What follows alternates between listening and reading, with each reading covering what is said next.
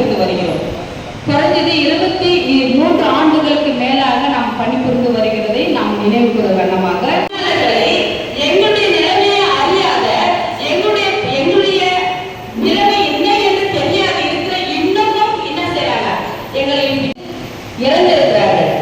கிட்டத்தட்ட ஒரு 20 பேருக்கு மேற்பட்டவர்கள் இந்த பணியில் இருந்து 60 வயது ஆனதினால் அவர்கள் கொண்டவர்கள். 100 பேர் கழிச்சா கூட 2400 பேர் இருக்கும். இதுல 10% இந்த மாநில மாநாட்டுக்கு வர வேண்டும் என்று எதிர்பார்த்தோம். ஆனால் 20ஆம் தேதி ஒவ்வொரு வருஷமும் சம்பளத்தை உயர்த்தாத